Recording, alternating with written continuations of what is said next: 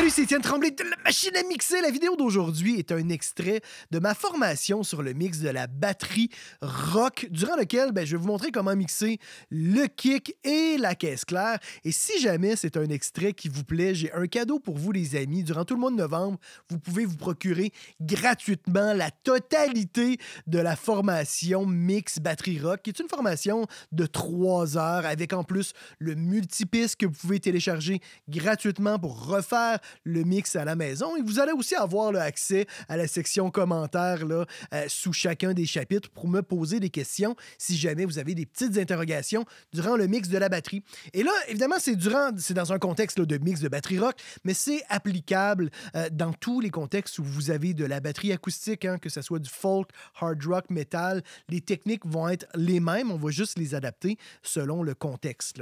Et si vous travaillez aussi avec des batteries virtuelles, c'est important de les mixer.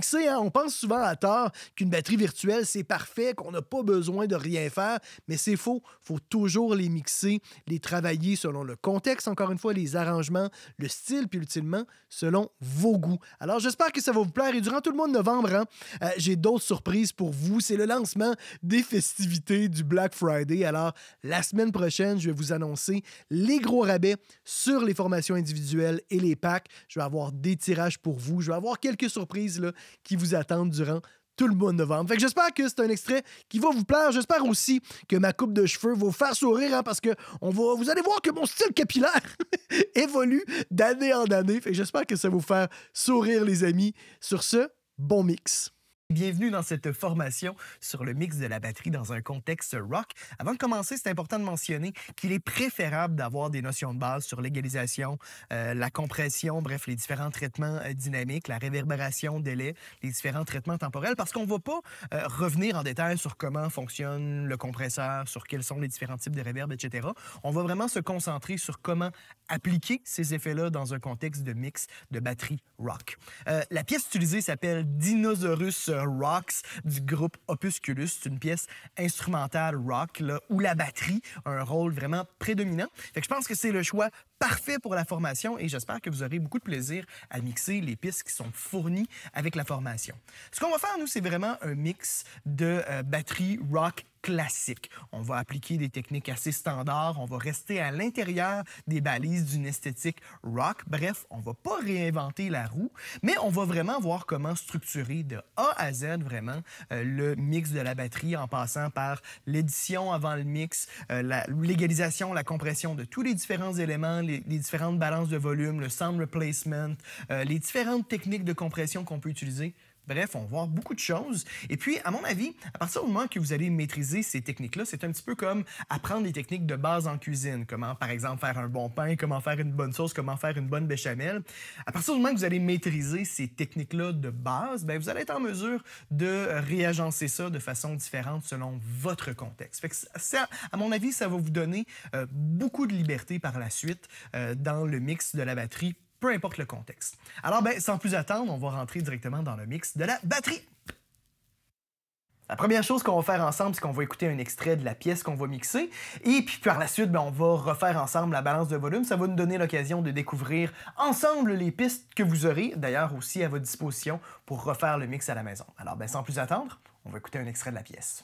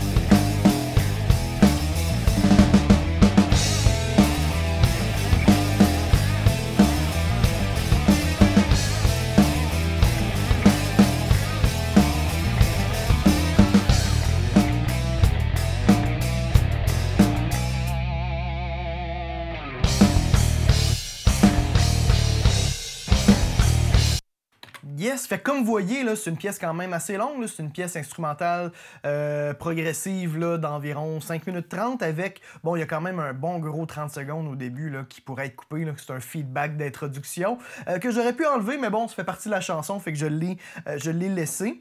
Comme on voit, on a 6 pistes de tomes, fait que là, c'est assez power user. D'ailleurs, si vous n'avez pas une vague idée comment mixer vos tomes à la fin de la formation, je vais vraiment avoir fait un très mauvais travail. On a bass drum, une piste à l'intérieur du bass drum, snare top, snare under, hi-hat. On va d'ailleurs les écouter dans quelques instants. Room, no tom. On a une piste de basse DI, c'est le guitariste Jocelyn Maheu qui a enregistré ça chez eux à la maison avec sa carte de son. Et puis, il a passé ça dans une émulation d'amplificateur qui est Amplitube. Voilà. Amplitude? Oui, Amplitube. Oui, voilà. Qui est une émulation avec laquelle moi j'ai jamais vraiment travaillé. Je l'ai déjà utilisé une fois ou deux, Amplitude, mais qui sonne vraiment très bien. Même chose pour les guitares. Les guitares, c'est vraiment branché DI dans la carte avec Amplitude. J'ai fait un petit travail rapide sur la basse et sur les guitares. Je vais faire aussi d'ailleurs un export une piste dans le fond avec les effets sur basse et guitare pour que vous ayez peut-être juste une seule piste déjà pré-mixée pour basse guitare. Je les mettrai peut-être séparément, une piste dans le fond mixée de la basse, puis une piste stéréo pour les guitares, toutes les guitares au complet. Je vais faire ça à la toute fin, une fois qu'on va avoir tout replacé, vous aurez dans le fond l'équivalent. Je vais aussi d'ailleurs vous faire un export de la batterie à la toute fin de la formation, que vous ayez une référence aussi à la maison.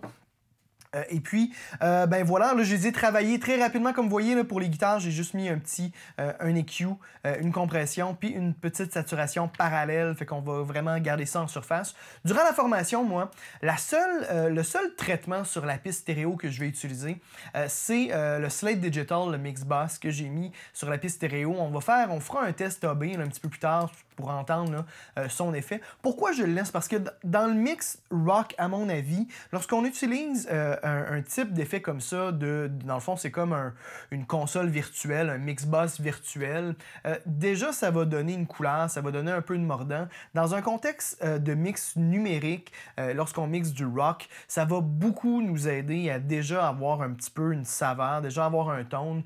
J'utilise pas plus que ça, puis je mettrai pas par exemple des channels virtuels partout dans la session pour pas justement alourdir notre session, puis à mon avis, c'est pas nécessaire. J'utilise pas non plus de ruban virtuel, de tape analogique virtuel, parce que pour le contexte, rock comme ça, prog rock, ça alourdit un petit peu trop le son de la batterie, mais ça peut être vraiment intéressant et peut-être qu'on va l'essayer à la toute fin du mix sur la piste stéréo pour colorer un peu. Fait qu'encore une fois, j'utilise ça juste vraiment parce que je trouve que ça l'aide beaucoup. C'est des produits d'ailleurs qui sont assez abordables, les produits Slate Digital. Moi, c'est les seuls que je possède. Vous voyez, dans les plus récents, c'est ça ici. J'ai pas tous les autres. Oh, qu'est-ce que je viens de faire là? C'est pas ça que je voulais faire. Et puis voilà, je trouve que ça fonctionne vraiment très très bien. Donc, on va écouter nos différents instruments, nos différentes pistes avant d'aller plus loin. Avant de commencer, important de mentionner, toujours vérifier dans votre Playback Engine de mettre votre buffer size au maximum. Ça a un impact sur la stabilité et la performance de votre ordinateur. On va écouter notre bass drum, puis on va progresser. On va écouter juste rapidement un petit peu la prise de son. C'est moi qui ai fait la prise de son de la batterie. J'ai fait ça au studio CME à l'époque. On rentre pas dans les détails de chacun des microphones utilisés pour la prise. D'ailleurs, si c'est des questions qui vous intéressent, ne vous gênez pas pour m'écrire, pour me demander ces détails-là. Mais de toute façon, je suis pas certain que je m'en souviens exactement. D'après moi, pour le bass drum, qui est à l'intérieur... Oh, je vais juste aller fermer nos guitares ici.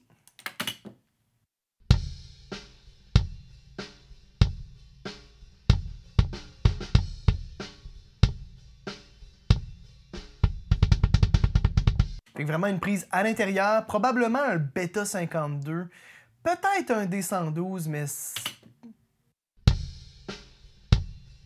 probablement plus un Beta 52.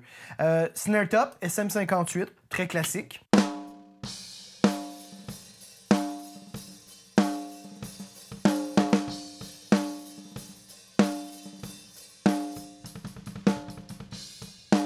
Les chaînes.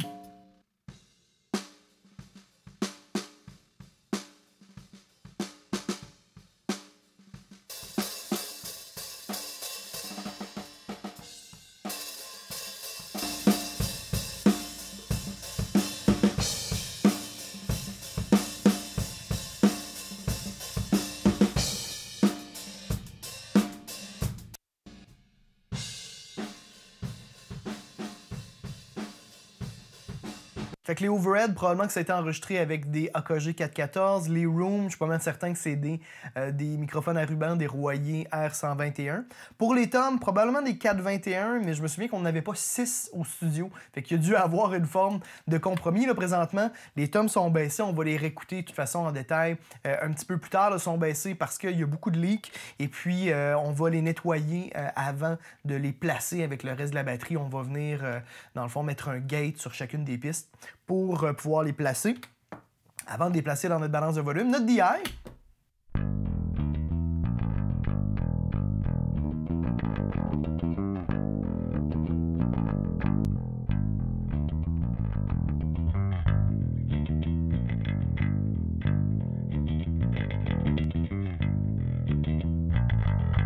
J'ai fait ça vraiment très rapidement, juste pour avoir un tone quand même décent, pour que ça clash pas trop non plus avec la batterie.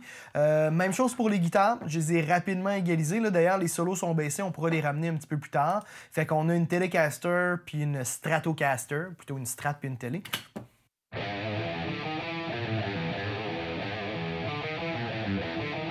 Qui, normalement, devrait passer à travers leur boss. J'ai juste mal réassigné. Je vais juste les réenvoyer à travers leur boss. Fait que l'extrait qu'on a écouté n'était pas totalement placé, mais c'est pas grave. On va l'écouter en masse, je pense, la chanson durant la formation. Fait que donc, les guitares, je vais juste cliquer ici.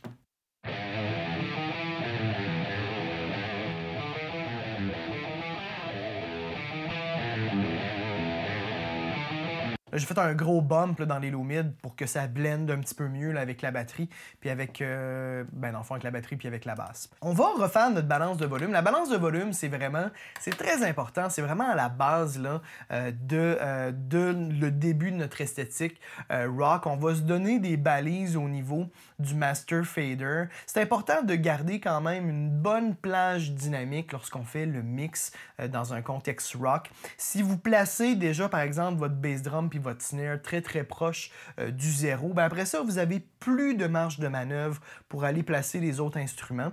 Fait que là, ça c'est très important d'ailleurs. Si vous avez jamais visionné ma capsule sur comment calibrer les moniteurs, allez faire un tour sur mon channel YouTube, puis faites une recherche sur comment calibrer les moniteurs. Parce que, puis d'ailleurs, dans la technique qu'on voit, je calibre mes moniteurs à 83 dB. Moi, personnellement, je travaille généralement à 80 dB, qui est un petit peu plus bas que 83 dB, parce que dans un environnement de home studio, parfois 83 dB, c'est un petit peu fort. Fait que là, il y a une question de goût aussi là-dedans. Mais c'est important d'avoir un volume de monitoring assez élevé. Parce que si vous mixez trop bas, vous allez trop compresser votre batterie, vous allez trop écraser probablement votre batterie trop tôt dans le processus. Évidemment, on y va comme on va le voir, on va y aller graduellement, on va placer chacun des trucs, on va travailler individuellement chacun des éléments, puis à la toute fin, on va travailler l'ensemble, et puis selon le travail qui est fait sur les autres parties, la basse et les guitares, ben là, on va peut-être tweaker puis réécraser un peu, mais vraiment c'est important de suivre un petit peu la marche à suivre pour ne pas tout de suite là, trop écraser notre batterie. Ça, c'est une erreur d'ailleurs qui est assez commune là, de trop compresser notre batterie ou de mal la compresser, parce que les techniques de compression sont vraiment très importantes, la façon dont on va faire notre compression.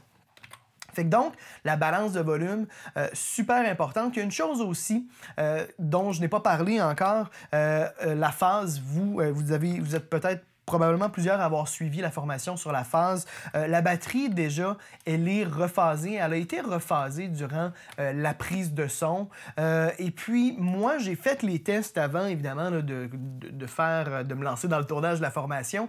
Et puis, ce n'est pas intéressant de réaligner puis de déplacer les pistes. Puis souvent, dans des contextes rock, lorsqu'on fait un bon tone de drum, lorsqu'on fait une bonne prise de son, généralement, on essaie de garder ça et vraiment, ça va être surtout dans certains contextes où là, on va avoir des problèmes qu'on va vraiment prendre le temps de réaligner. Fait que donc, toutes les pistes qui vous sont fournies, la phase a été corrigée lors de la prise de son et il n'y a pas de réalignement, si on veut, de déplacement dans le temps pour, par exemple, replacer le bass drum dans le temps avec les overheads. Il n'y a rien de ça qui a été fait et puis ça sonne très bien à mon avis comme c'est là. Fait que donc vous pourrez tout de même vous amuser là, à la maison à rephaser si vous jugez ça nécessaire, mais moi, je ne l'ai pas fait, puis ce n'est pas nécessaire, à mon avis, dans le contexte. Fait que donc, ce qu'on va faire, c'est qu'on va tout remettre à zéro, et puis on va faire notre balance de volume.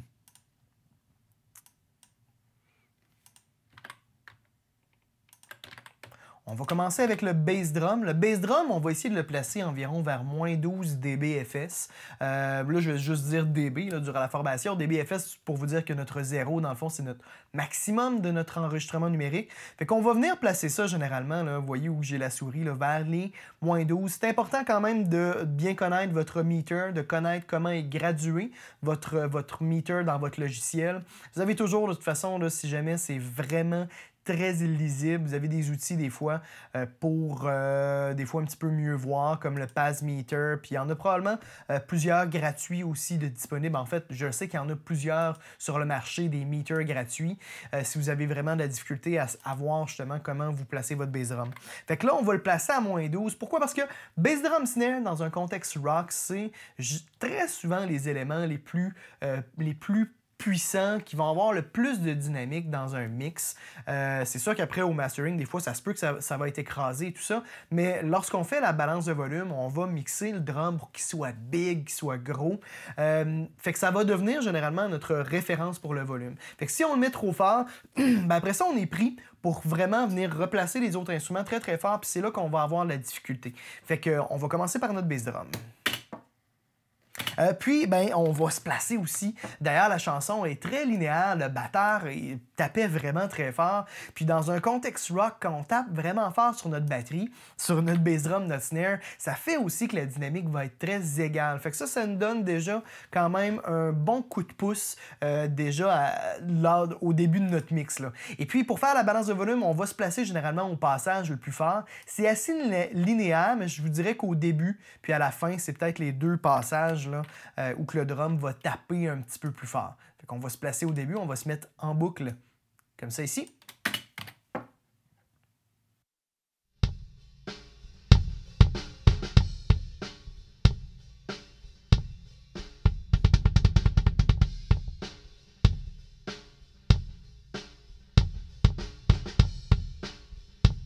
Et voilà. À partir du moment qu'on a placé ça, ben, on va placer le reste des instruments vraiment en se fiant à nos oreilles. Fait que je me donne, si on veut, justement, cette balise-là de notre bass drum, qui est encore une fois, généralement, l'élément le plus puissant, puis on va y aller à l'oreille pour le reste des instruments. La question de goût est vraiment très importante. Ce qui est important de ne jamais perdre de vue, c'est que nos directs, notre bass drum puis notre snare doivent être toujours très présents. Fait que si on est rendu qu'on place les guitares trop fortes puis qu'on a besoin de revenir puis de remonter notre snare, on est en train de faire une erreur. On va plutôt essayer de redescendre nos guitares si on se rend compte qu'on a vraiment qu'on est rendu par-dessus notre batterie, là. Encore là, je vais peut-être me contredire plus tard, mais on va tout de même là, essayer de garder toujours en tête que notre bass drum et notre snare sont les deux éléments les plus importants.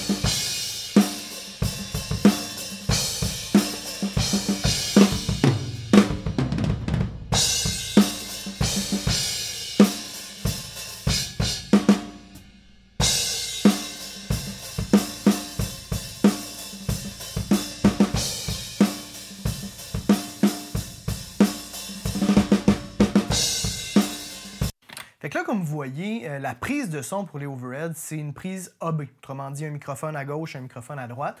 C'est une prise qui est très, très large. Dans un contexte rock comme ça, on va avoir nos guitares qui vont être sur les côtés, très hard pan pour que ça soit le plus large possible. On a nos rooms aussi qui vont être assez sur les côtés.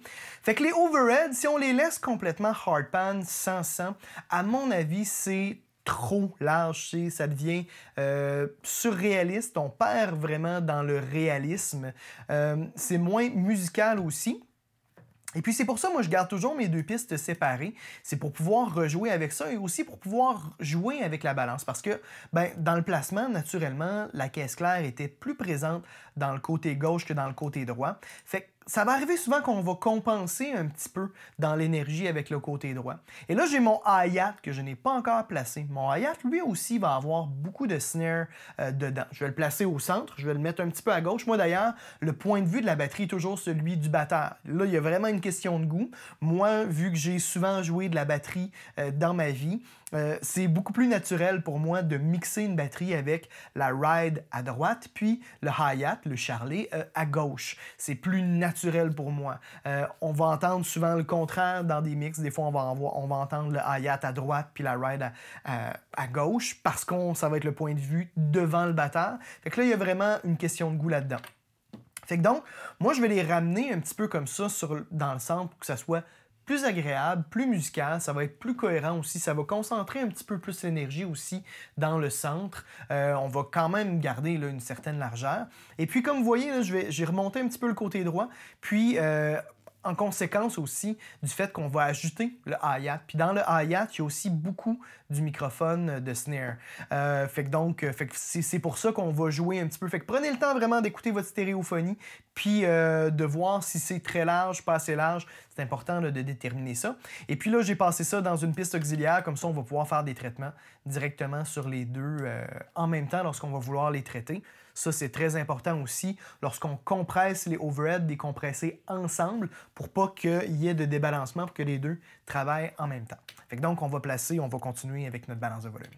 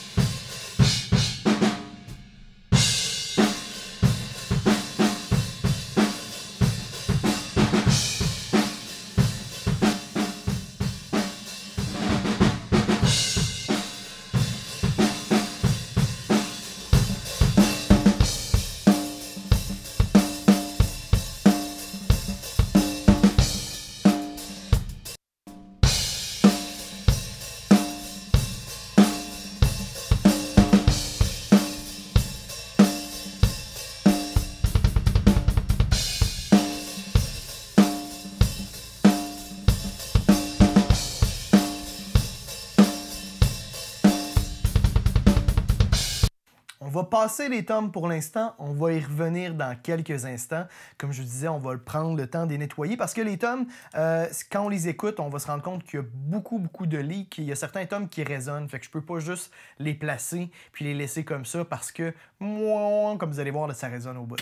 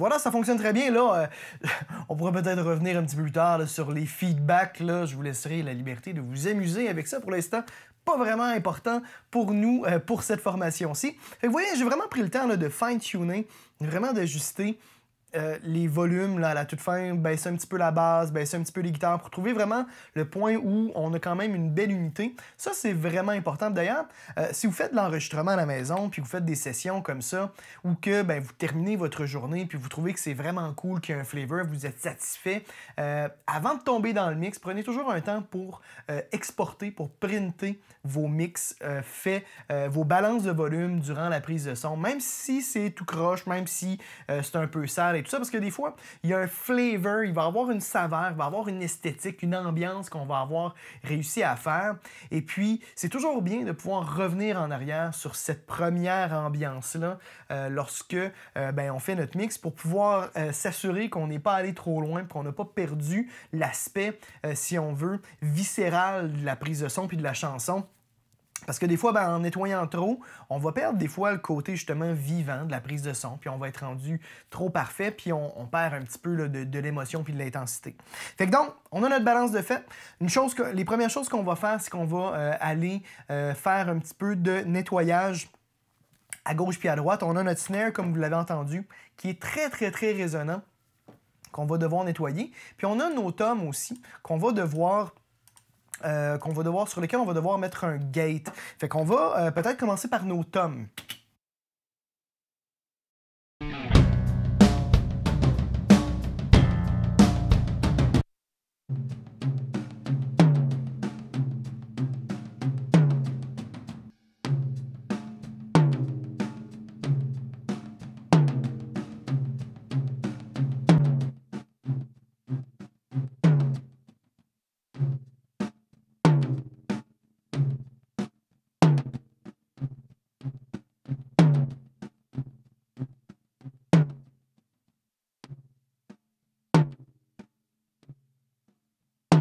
Alors, nos toms, on va commencer par ajouter notre gate pour le tom numéro 1. Par la suite, on va faire un copier-coller, puis on va réajuster le threshold puis le release là, de notre gate selon les toms. Comme on voit, là, on a 6 pistes de toms quand même. La dernière piste, je pense qu'elle est uniquement utilisée au punch de la fin. Fait qu'on peut déjà juste muter toute la piste. Là, vous voyez, là, j'ai fait juste un pomme M là, dans mon Pro Tools ici. On garde... Moi, pourquoi je n'édite pas totalement les toms, autrement dit, tu sais, vraiment tout enlever le leak. Parce que dans un contexte rock, des fois, de garder un petit peu du leak, c'est cool. Des fois, ça va enrichir un petit peu le son de la batterie. Ça va rendre la batterie un petit peu moins drabe, puis un petit peu moins chirurgicale. Et puis, voilà. Puis ça va rendre aussi ça plus naturel quand les toms vont arriver. Parce qu'il va quand même avoir un petit fond de signal de la piste qui va être là. Fait que ça va être un petit peu plus naturel. Fait que donc, je me mets en loop.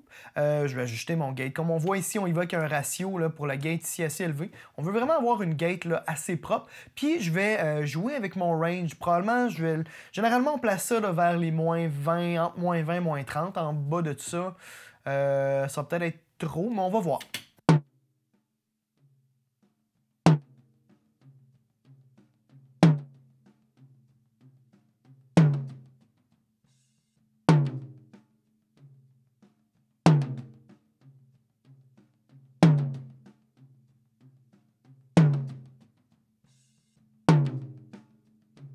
Le tome 1, je vais moins en laisser parce que comme on l'entend, il y a une note vraiment assez présente de résonance, là.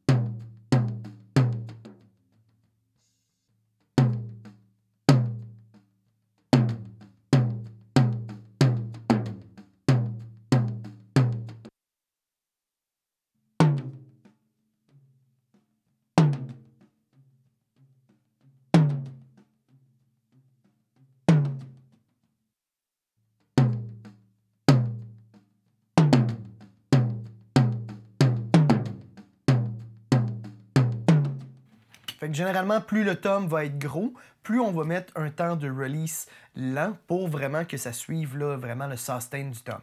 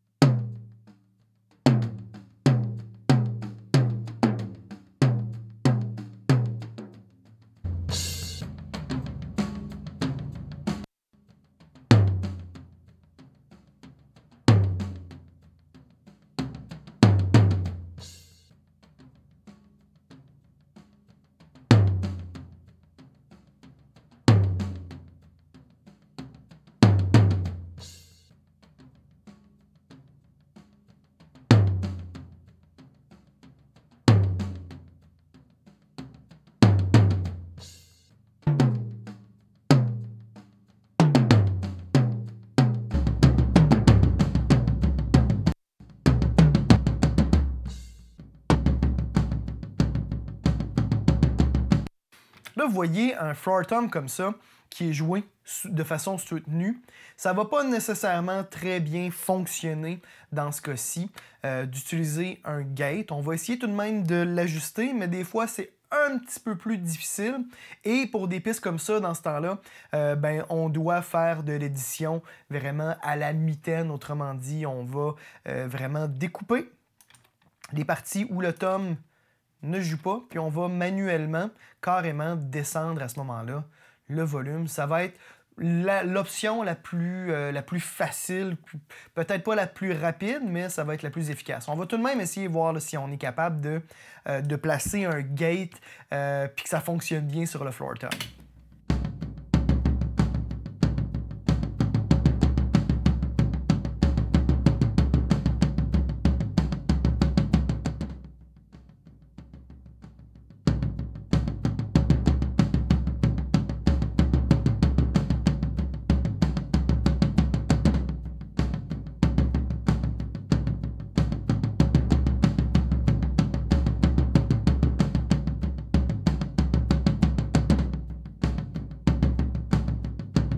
C'est un petit peu plus difficile, fait qu'à la place de se battre pendant vraiment longtemps avec la gate, on va tout simplement éditer notre piste. Fait que je vais vraiment juste découper comme ça. Là, je vais le faire rapidement, on en reviendra en détail là, si vraiment ça nous dérange en cours de route. On vient découper comme ça.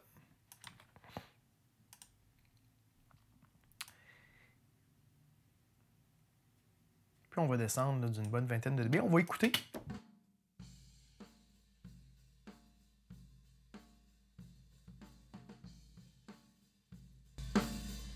D'ailleurs, hein, moi, ce que j'écoute, là, généralement, quand j'écoute le leak, c'est en baissant le volume, est-ce que vraiment je perçois, disons, une résonance bizarre ou j'entends juste un petit peu du kit?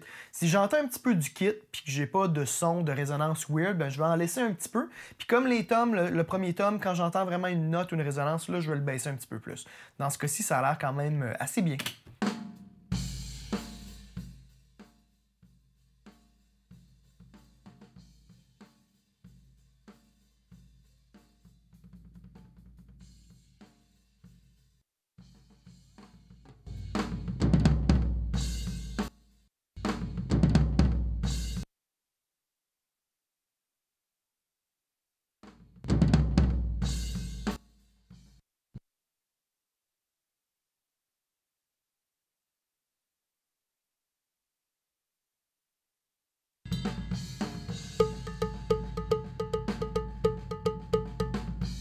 Ça, c'est intéressant d'ailleurs dans ce passage-là. Il fait bien de la cowbell, puis la cowbell, la cloche à vache, est proche du microphone du tome numéro 4. On va le baisser, mais ça, on peut potentiellement utiliser ce microphone-là pour donner de la présence à la cloche à vache lorsqu'elle va passer.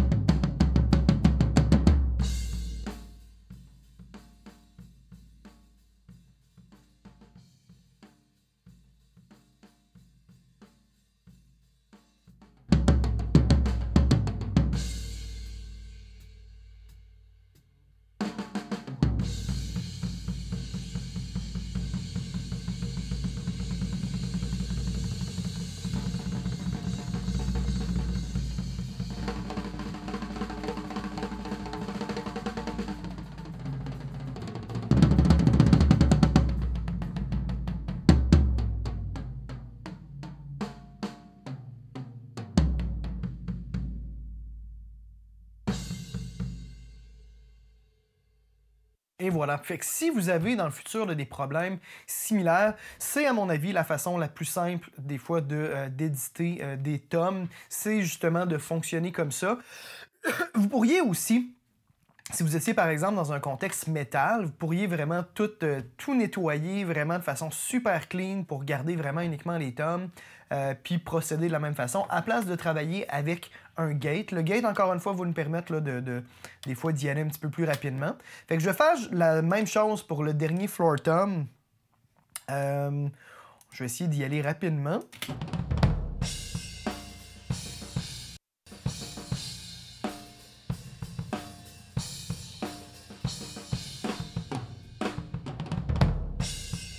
Donc, on a quand même beaucoup de stock. Puis on a quand même beaucoup aussi de pistes de tomes. Je pourrais vraiment me permettre d'en enlever, de muter celle-là. C'est vraiment pas rendu là, ça devient un petit peu de l'overkill, de vraiment tout placer le leak, là, de tout ça. Le but, c'est surtout de donner un petit peu de réalisme puis de contribuer un petit peu à l'ensemble. Fait que pour faire simple, on va vraiment carrément éditer.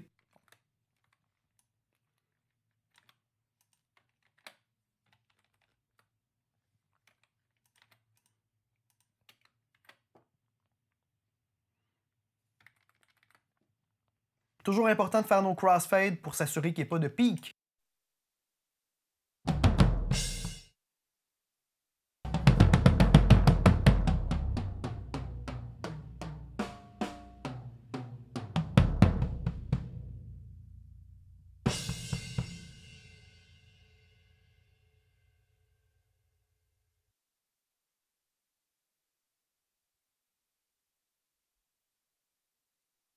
Et voilà. Puis le dernier tome, ben, je pense qu'il est juste à la il est vraiment juste à la toute fin. Même pas. Je pense qu'il n'est pas du tout utilisé de la pièce. Fait qu'on va le flusher, vous ne l'aurez pas dans vos pistes parce qu'il n'est pas utile. J'avais oublié qu'il n'y avait absolument rien là-dessus. Fait que donc, on va se faire une loupe dans le passage des tomes ici. Puis on va placer nos différents volumes de nos différents tomes avec le reste des microphones.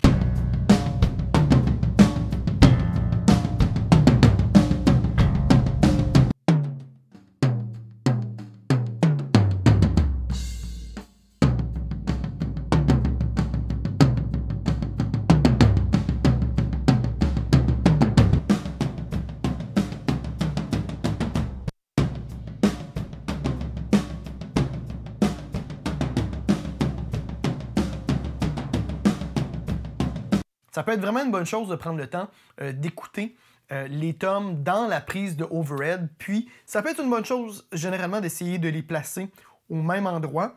C'est pas toujours pertinent, tout dépendant de la prise de son. Des fois, on va manquer de largeur au niveau des tomes pour nos microphones de overhead. Mais là, on va essayer de les placer avec les overheads.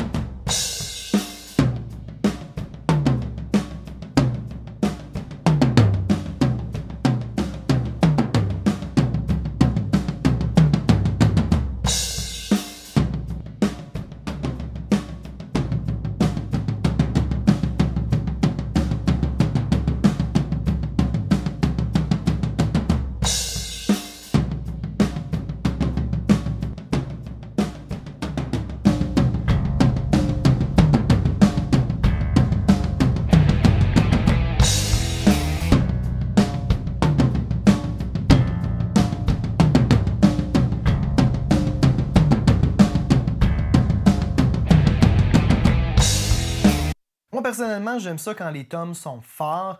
C'est des événements qui arrivent, qui repartent dans le mix. Fait que je trouve ça important d'avoir une bonne présence. Encore une fois, il y a vraiment la question de goût, puis comment sont utilisés là, les tomes dans la chanson. Mais règle générale, moi, j'aime ça quand les tomes prennent beaucoup de place. Bref, même à la limite, j'aime ça quand des fois c'est presque trop fort, puis vraiment, ça vient vraiment prendre beaucoup de place. Fait que donc, nos overheads sont, pas nos overheads, pardon, nos toms sont nettoyés. Ce qu'on va faire, c'est on va revenir justement sur notre snare puis nos overheads. Parlant de nos overheads, on va tout de suite faire un petit nettoyage. Moi, c'est quelque chose que je fais généralement vraiment en début de parcours, d'aller mettre un égalisateur sur les overheads puis de nettoyer un petit peu les basses fréquences. Dans le rock, pour avoir, à mon avis, là, un bass drum qui va être défini, qui va être punché, ça va prendre généralement une coupe de low cut à gauche puis à droite pour nettoyer les basses fréquences, puis faire en sorte que le bass drum soit principalement le microphone qui est placé sur le bass drum qui vient générer ça. Parce que si on ne met pas de low cut, dans les très très basses fréquences, on a le jeu de phase qui va être une certaine forme de déphasage qui va être faite en combinant ça avec les différents microphones. Puis bien que ça peut donner des basses fréquences qui vont être plus grosses, ça va aussi les rendre plus flous à cause du délai dans le temps. Parce que notre microphone est placé très proche du bass drum, puis le bass drum, il rentre quand même dans les autres microphones, mais sont situés beaucoup plus éloignés. Puis à cause de ce délai-là dans le temps, on va avoir un petit peu moins de punch, de tightness. Fait qu'on va nettoyer un peu dans les basses fréquences. Nettoyer un peu, ça peut vouloir dire aussi beaucoup.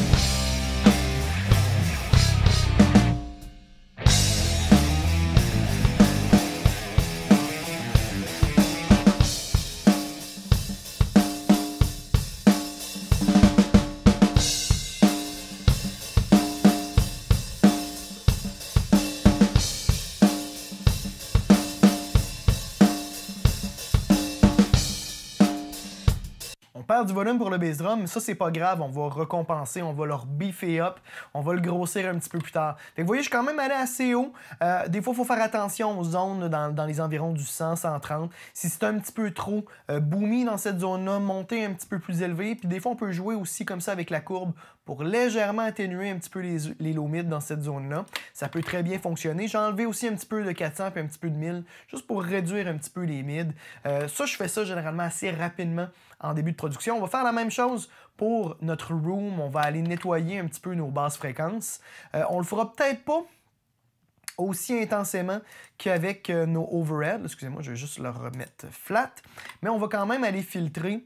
On va prendre un nombre de dB par octave, là, vraiment une coupure assez drastique.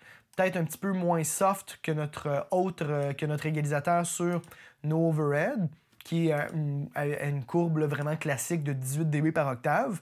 Là, on va y aller plus élevé un petit peu. Puis on va se placer plus bas, vraiment pour s'assurer qu'il n'y ait pas trop de rumble puis de vibration mécanique, parce que là, on a toute la room, évidemment, qui vibre un petit peu avec la batterie. Donc on va juste nettoyer un petit peu, là.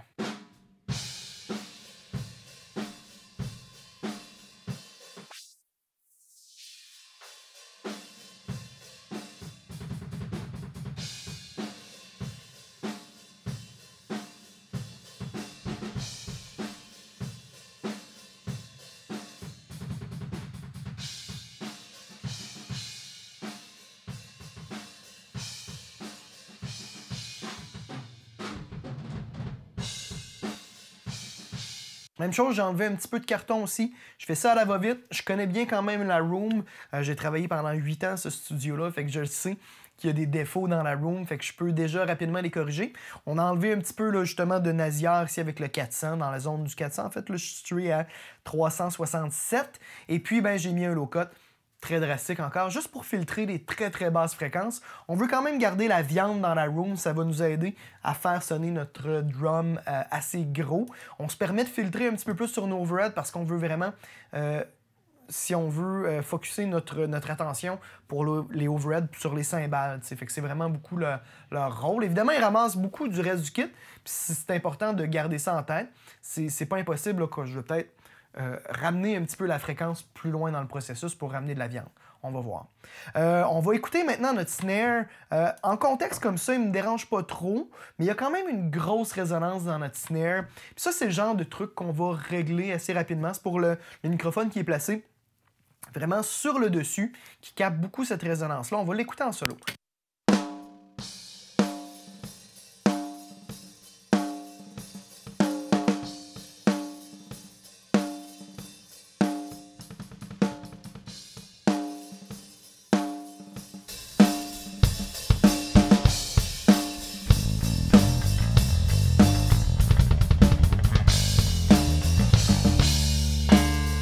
Vous voyez, déjà, juste en ramenant la basse, cette résonance nous dérange beaucoup moins, mais on va tout de même essayer de la trouver parce que ça peut vraiment nuire beaucoup au placement de notre snare. Puis une fois qu'on va avoir compressé notre snare, puis on va utiliser des techniques comme la compression parallèle, cette résonance-là va potentiellement devenir très dérangeante.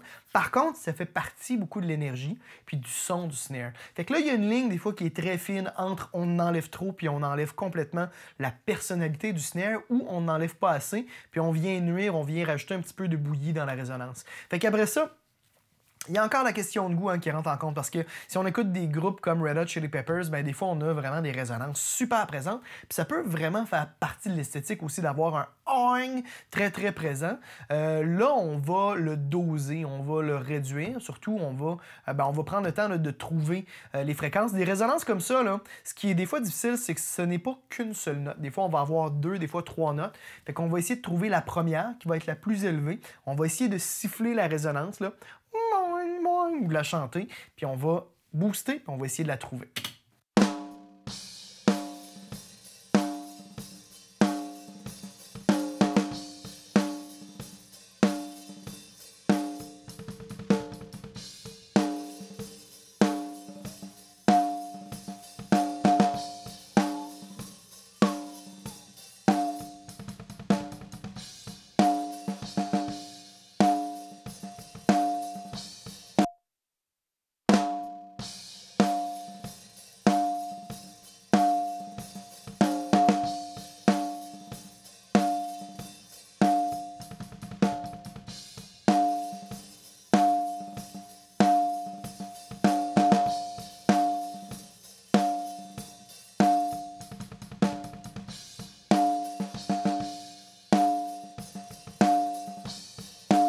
Fait que vous voyez, ça devient assez évident à un moment donné quand on tombe sur la résonance. Puis là, il faut faire attention parce que des fois, nos égalisateurs, quand on se promène comme ça, il manque un petit peu de précision. Là, j'ai pris le temps de double-cliquer comme ça, puis de rentrer à la main 700 Hz, puis j'ai monté à coup de 1 Hz comme ça pour trouver la résonance. Fait que déjà là, celle-là, on va l'atténuer un peu. Puis tout dépendant des coups, on va remarquer que des fois, on en a qui apparaissent. On a une dans les basses qui est, à mon avis, l'octave en dessous là, de celle-ci, qui apparaît une fois de temps en temps. Qui va arriver. Fait que là, on va essayer quand même de la contrôler un peu, celle plus basse aussi.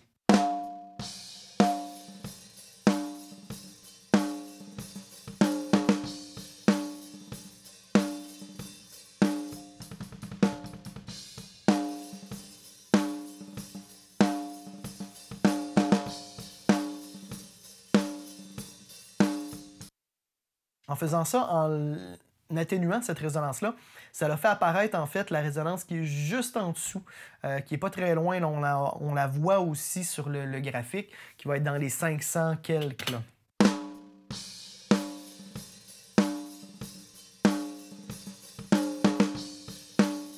Elle n'est pas présente, cette résonance-là, à tous les coups.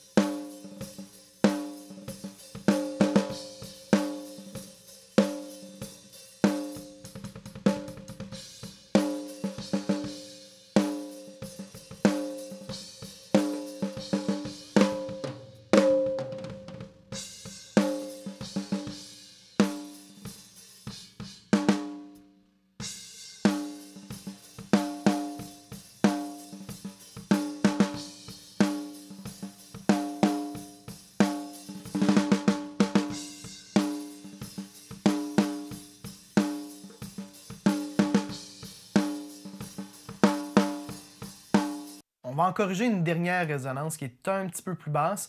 On a évidemment là, la tonique du snare à 200 qui est peut-être un petit peu trop présente, puis on a aussi une fréquence juste un petit peu plus haut. On a un autre pic ici dans le 300.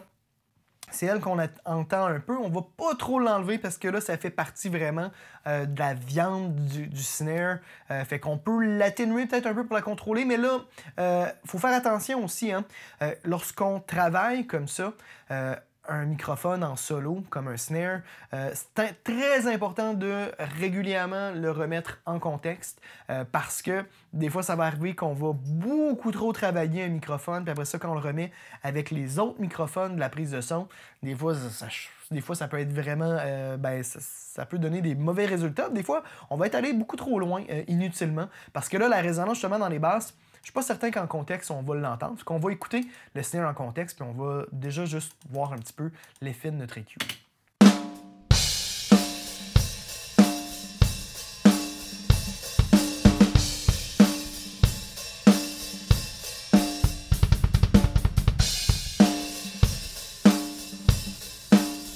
Ça fonctionne très bien. On va atténuer légèrement ce pic-ci qui est en train de redescendre, qui est un petit peu plus bas.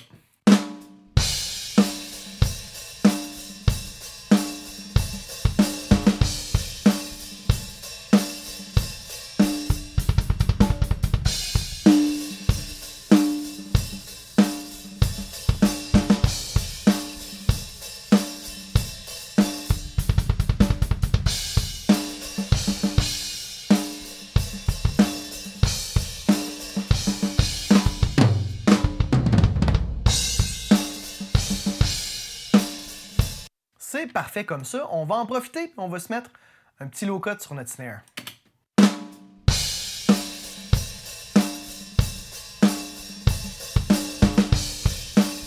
Vous voyez, je le mets à peu près là, vers 70 Hz. On veut quand même garder la viande là, dans le 100 Hz. Des fois, même, ça va arriver que je vais booster le 80 100 Hz pour vraiment donner des balls là, à notre snare. On va généralement filtrer les basses fréquences de beaucoup d'instruments. D'ailleurs, même notre hi-hat, lui aussi, on pourrait tout de suite mettre un low-cut dessus. Dans le rock, généralement, on va filtrer les basses fréquences. Après ça, on va y aller à différentes hauteurs, tout dépendant de l'instrument. Comme un hi-hat, on pourrait en filtrer quand même beaucoup. Là.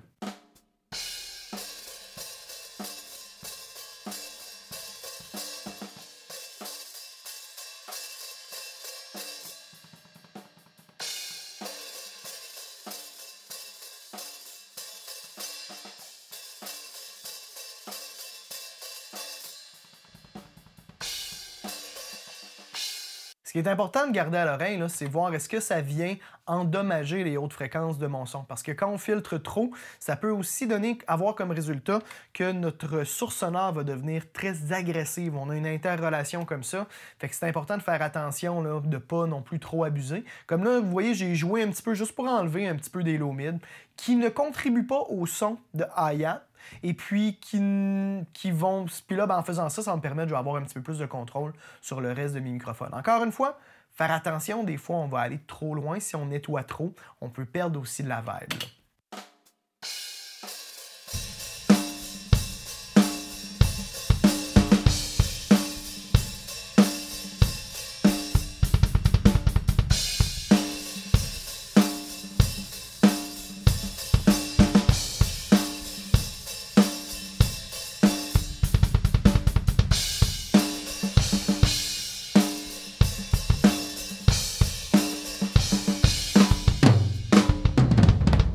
Ça fonctionne très bien. Moi, je trouve que tout ça est bien beau. Maintenant, ce qu'on peut faire, d'ailleurs, tout de suite, c'est aussi mettre un petit low-cut sur nos tomes. Puis on va mettre un low-cut plus bas.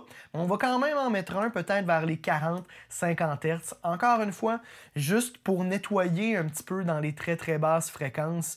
Puis pour s'assurer qu'il n'y ait pas de rumble, qu'il n'y ait pas vraiment là, de basses fréquences inutiles. Fait que donc, juste le remettre à 0. On va aller chercher peut-être un nombre de dB par octave un petit peu plus élevé, peut-être un 20-30 dB par octave.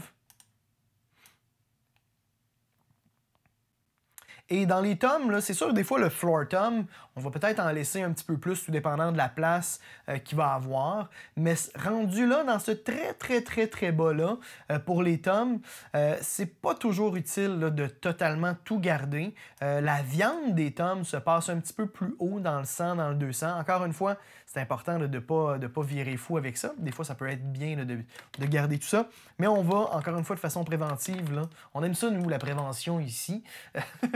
On va nettoyer à partir là, de 30 Hz, là, vraiment juste pour filtrer le très bas.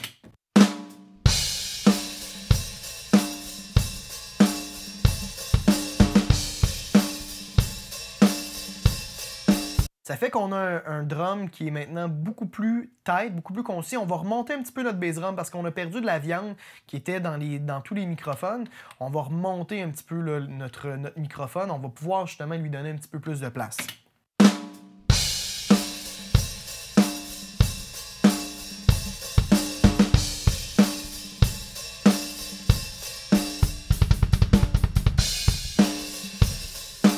J'ai donné juste un petit dB. Encore une fois, on ne veut pas gâcher non plus notre balance de volume. Fait que déjà là, ça fait du bien. On a nettoyé, on est prêt à entrer dans le mix, vraiment la compression des éléments séparés. Des éléments individuels, des pistes individuelles. Ce que je vais commencer par faire, ça va être la compression du bass drum puis du snare. Des instruments comme le bass drum et le snare, c'est bien de tout d'abord les compresser. Ça va nous aider après ça dans notre égalisation de déjà faire un travail pour les égaliser. Ils sont quand même assez réguliers. Le batteur était super régulier dans sa frappe puis il tapait vraiment très fort. Fait que ça a contribué à avoir un son qui est assez égal. Donc on va mettre notre bass drum en solo. Je vais aller chercher un compresseur. Compresseur, généralement, on s'arrange pour avoir quelque chose d'assez clean. On ne va pas chercher des émulations vintage, quoi que ce soit. Moi, j'aime bien utiliser généralement le compresseur DigiDesign. On va utiliser le C1 parce qu'il sonne bien, le C1, puis qui ressemble quand même beaucoup au DigiDesign. Et peut-être vous l'aurez, vous aussi, à la maison. On va... j'expliquerai pas en détail là, ce que je vais faire. Vous allez voir, mes actions vont parler d'elles-mêmes. Je ferai peut-être un petit récapitulatif une fois qu'il va être travaillé.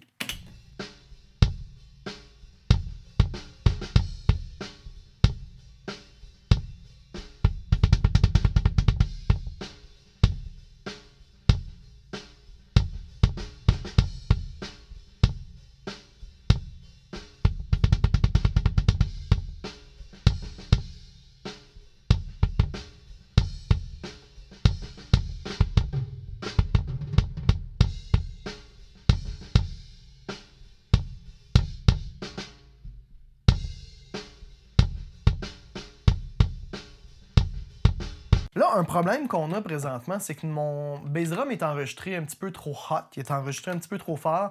Je devais être à la limite aussi de la saturation sur le préamplificateur. Ça a peut-être contribué aussi au son qui est un petit peu agressif.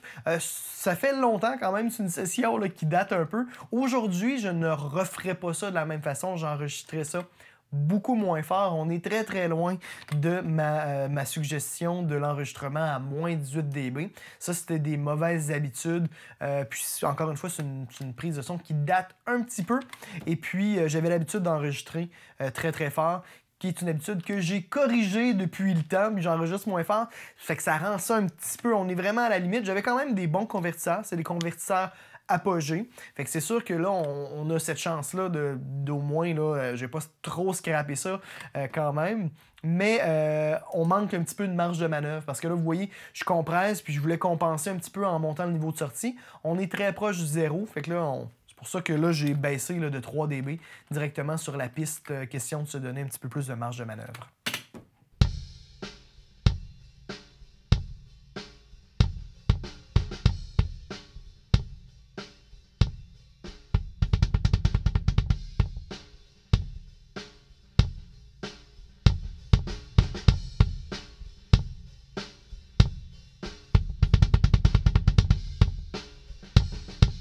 Pas besoin d'aller plus que ça. Vous voyez, là, je compresse peut-être un 3 dB en général.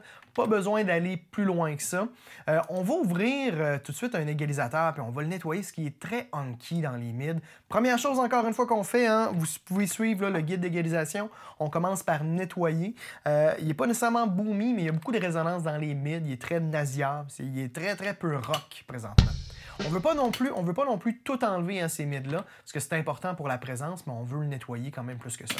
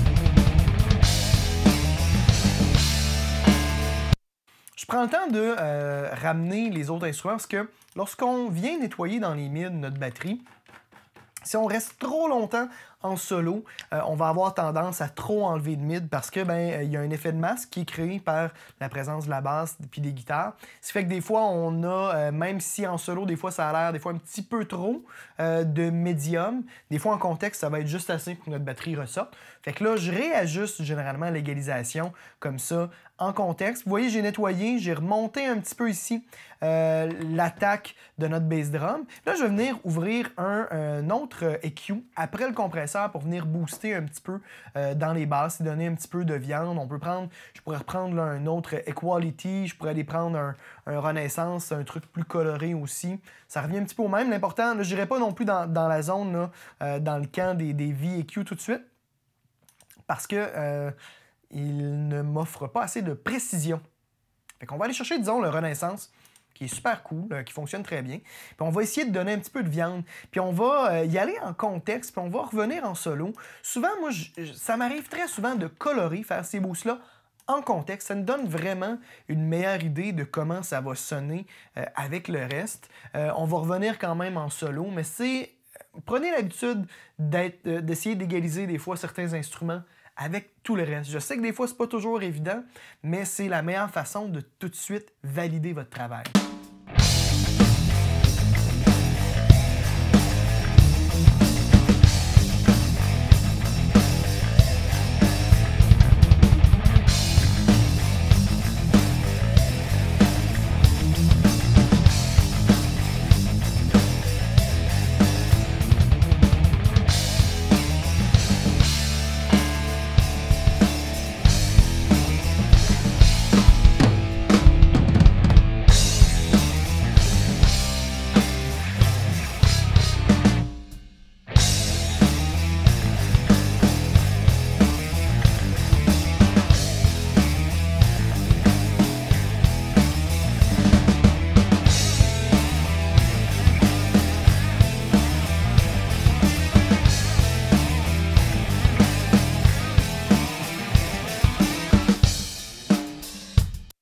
Je vais juste grouper ces 4 pistes-là, comme ça va être un petit peu plus rapide lorsqu'on va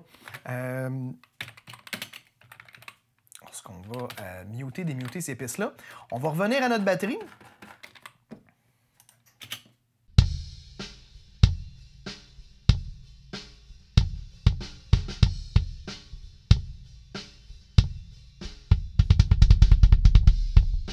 Vous voyez, hein, j'ai essayé là, en contexte là, de booster le très très bas. Le très très bas, en bas de 80, dans le 30 et tout ça, présentement, il n'est pas très beau. C'est pas nécessairement une belle prise de son pour le très très bas. J'ai une belle attaque, j'ai quand même un bon punch, j'ai beaucoup de mid. Ça l'aurait pris probablement peut-être un autre microphone à l'extérieur du bass drum. Probablement que ça n'a pas été fait juste pour une question tout simplement de nombre d'entrées sur le convertisseur et sur la carte de son. Fait que donc, présentement, on va le laisser comme ça. On va beefer ça up peut-être un petit peu plus tard là, avec notre sound replacement. Ça va être un petit peu plus facile avec nos samples qu'on va utiliser. Puis oui, on va utiliser des samples parce que c'est des techniques qui sont vraiment incontournables dans le mix de batterie rock, à mon avis, d'utiliser le sound replacing. On va aller de l'avant. Généralement, là, on perd pas trop de temps. On continue, on va avancer, on va compresser notre snare maintenant.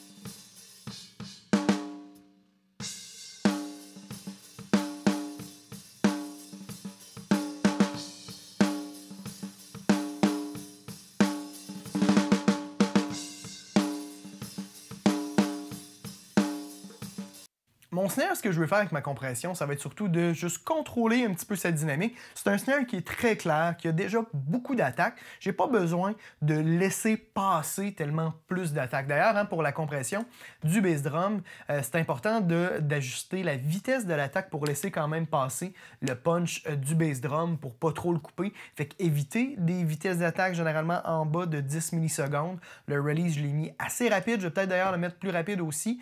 Je l'ai mis en bas de 100 millisecondes parce qu'on a de la double à certains passages. Fait que c'est important qu'il soit pas trop lent au niveau du release.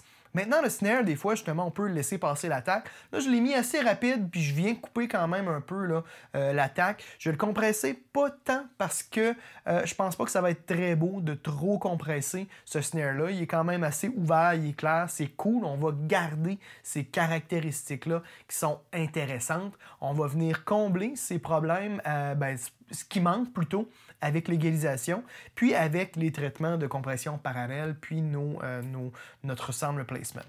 C'est pour ça que une des choses souvent qui est revenue souvent dans le passé en formation, c'est à quel point, je parle dans les feedbacks de mes élèves, c'est à quel point des fois on en fait peu sur les pistes individuelles. C'est vraiment, on y va petit peu par petit peu. Puis c'est important justement de ne pas être impatient, de pas faire « je tourne des pitons, je veux que ça sonne tout de suite ». Non, on va bien faire les choses, vous allez voir. Après ça, on va avoir une batterie qui va être balancée, qui va être agréable, qui va garder aussi ses caractéristiques qui sont le fun, je veux dire, qui va garder la vie qui a été captée lors de la prise sonore, lors de la prise de son.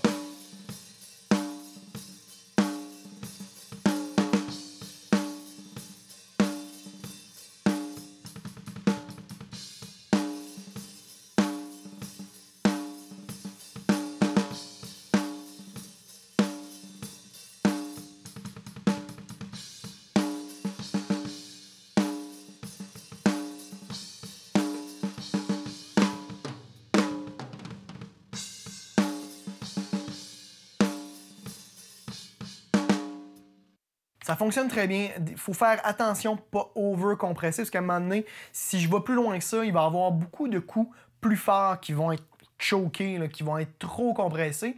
Là, s'il y a d'autres passages certains coups qui sont pas assez compressés, ben là, je vais venir combler avec ma compression parallèle. On va ouvrir notre EQ déjà, nettoie un peu. On va venir en ouvrir même chose, après le compresseur pour peut-être venir booster un petit peu, donner un petit peu de viande, ce qui est un petit peu mince. Encore une fois, il faut faire attention parce que si on booste trop, maintenant, on va se ramasser avec beaucoup de la tonique, de la note dans le fond, dans les basses fréquences de la caisse claire. Pour booster, on peut utiliser à peu près n'importe quoi. Ça a assez peu d'importance. Je vais aller rechercher un equality. Non. Prise 2.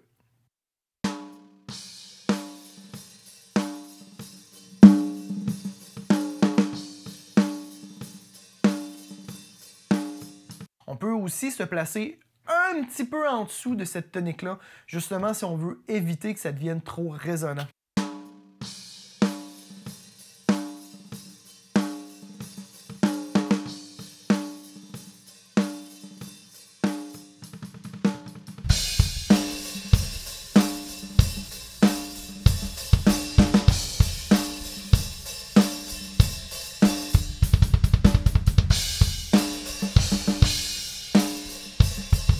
Pas convaincu pour le boost, on va laisser ça comme ça pour l'instant. On va travailler nos chaînes, puis on va avancer, puis on y reviendra si on trouve que ça manque de viande. Mais là, présentement, je ne vois pas particulièrement l'utilité. Il manque un petit peu de présence encore, mais qui va être potentiellement comblé plus loin dans le processus. On va faire un copier-coller de notre égalisateur sur nos chaînes. On n'aura probablement pas besoin de nettoyer les résonances, parce que souvent, c'est généralement, surtout sur la peau du dessus, la peau de frappe, qu'on va entendre nos résonances.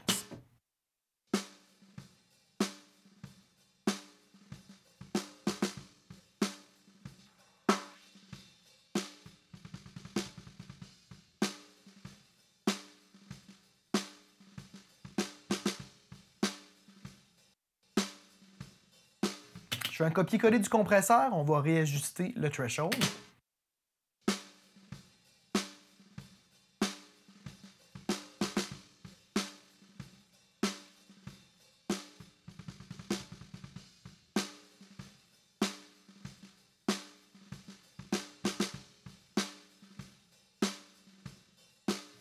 Je vais compresser un petit peu plus les chaînes. Les chaînes, souvent, vont avoir un petit peu plus de dynamique. Puis elles, je vais laisser passer un petit peu quand même de l'attaque pour qu'il y ait un petit snap dans les hautes quand même. Ça va nous aider à ouvrir notre snare.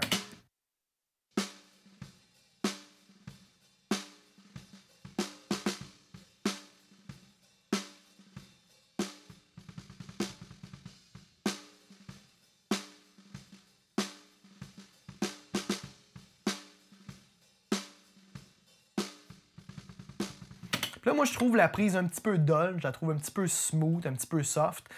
On va essayer d'y donner un petit peu d'agressivité, un petit peu de mordant en allant chercher peut-être un EQ comme le V-EQ. On pourrait peut-être utiliser un simulateur comme le Vitamine pour y donner un petit peu d'agressivité ou encore une saturation. Je la trouve un petit peu douce pour une caisse claire. Fait qu'on va essayer d'y donner un petit peu de mordant. Fait que j'ai enlevé mon boost que j'avais fait là, ici sur l'EQ. Je vais juste laisser le low cut, même que je pourrais enlever le low cut puis juste utiliser le low cut là, du VEQ. On va faire ça parce que le VEQ, c'est une émulation de Neve, d'EQ Neve. C'est plus agressif comme sonorité, ça va être plus intéressant de filtrer avec ça. Ça va rendre nos hautes fréquences plus agressives de filtrer avec ça, tandis que le Equality en mode digital comme ça est beaucoup plus soft. Puis même si je le mettais en mode minimum phase ou analog phase, il sera jamais aussi agressif que le VEQ. Puis là, il n'y avait pas tant de basse fréquence que ça, fait que c'est pas grave si mon low cut n'est pas situé avant mon compresseur, parce qu'encore une fois, on va nettoyer avant le compresseur pour réduire la quantité d'énergie qui va faire travailler le compresseur. Hein. Fait que, puis dans ce cas-ci, il n'y a pas vraiment beaucoup d'énergie, fait que ça a un petit peu moins d'importance, c'est beaucoup moins grave.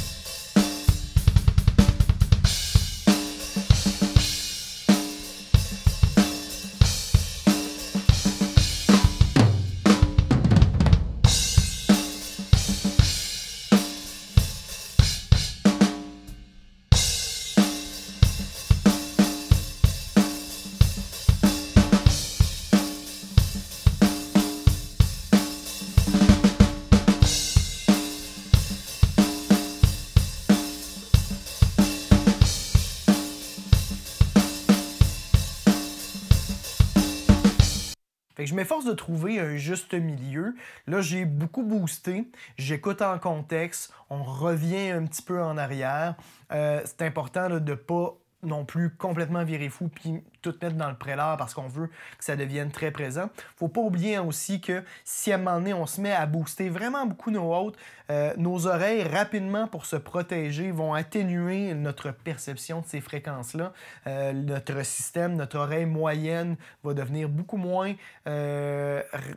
sensible et puis il va beaucoup moins transmettre l'information à l'oreille interne. Fait que dans ce temps-là, il faut faire attention, parce qu'on va créer dans le fond une fatigue, puis on va s'habituer, puis on va finir par tout craquer dans les hautes. Là, j'ai augmenté un petit peu dans le 5000, vous voyez, ça donnait une belle ouverture. J'ai redonné quand même aussi un petit peu de 3000, qui est la présence pour donner un petit peu de des chaînes.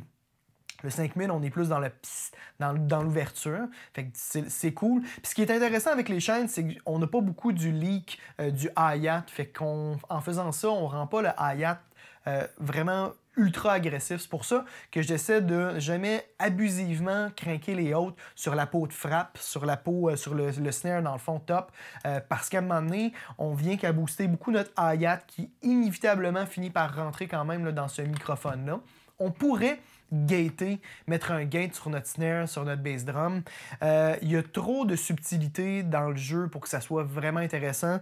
Ben, même si c'est du rock, là, on a des petits coups, des petits roulements et tout ça.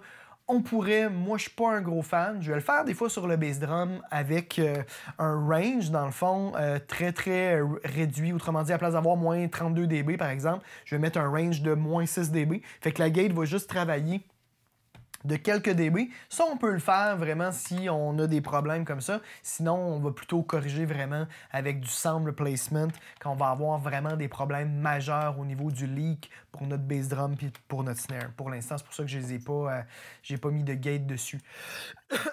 Fait que donc, nos chaînes, ça fonctionne très bien. Là, présentement en contexte, encore une fois, on va pas plus loin que ça. J'ai ouvert un petit peu, j'ai coloré. J'avais pas de résonance vraiment dérangeante en particulier dessus. Fait que ça sonne très bien. Le hi-hat, là, présentement, on le compressera pas. Moi, ça arrive très souvent que je ne compresse pas mon hi-hat parce que quand on va le compresser, la chose qu'on va compresser en réalité dans le hi-hat, c'est notre snare. Fait que plus on va le compresser, plus à un moment donné, on va remonter tout le leak qu'il y a dans le hi-hat. On peut le faire aussi, puis ça dépend encore une fois de la prise de son, de comment notre microphone va être placé. Mais c'est souvent pas utile, à mon avis, pas nécessaire là, de compresser notre hi-hat. Fait que maintenant, on va continuer avec nos overheads, avec l'égalisation de nos overheads. On peut déjà juste se faire une petite écoute rapide de ce qu'on vient de faire comme travail, puis je vais enlever les effets sur les bass drum snare, puis je vais les remettre.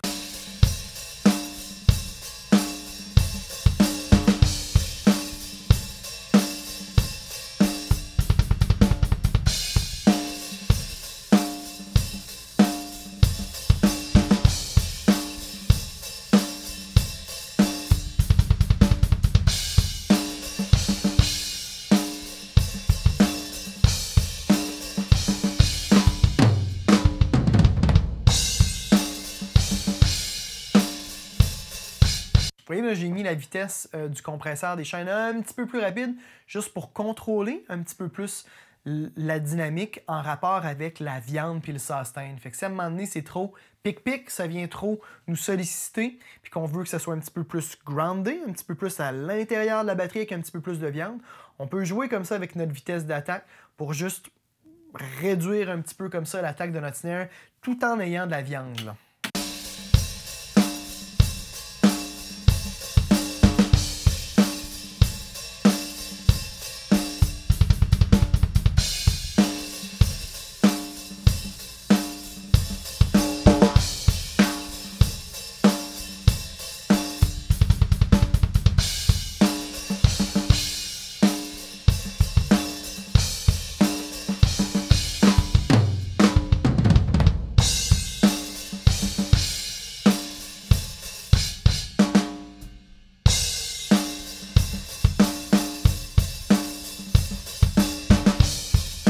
Vous voyez, là, je viens de faire un petit boost à 1000 Hz environ, là, qui est la fréquence que l'oreille humaine entend le mieux. Pour redonner un petit peu de présence à notre snare, ça fonctionne très bien. J'ai fait c'est un très léger boost à 1.8 dB et ça fonctionne très bien. On va l'écouter encore une fois.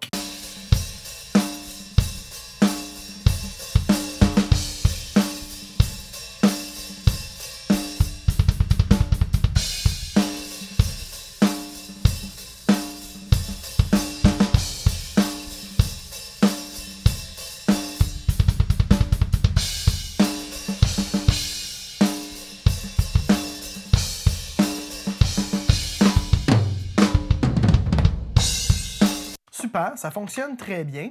Maintenant, on est rendu, on va compresser nos overheads. J'espère que cet extrait de formation vous a plu. Si jamais vous voulez continuer votre apprentissage, allez sur lamachinamixer.com pour vous procurer la totalité de cette formation-là gratuitement. N'hésitez pas à m'écrire si jamais vous avez des questions, des commentaires. S'il y a quoi que ce soit, vous avez besoin d'une recette de sauce à spag, appelez-moi les amis. Mettez un petit pouce vers le haut. Abonnez-vous à ma chaîne YouTube et on se retrouve la semaine prochaine. C'était Étienne Tremblay pour La Machine à Mixer.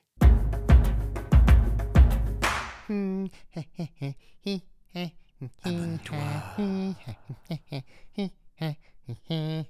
N'aie pas peur. Allez, clique. Abonne-toi.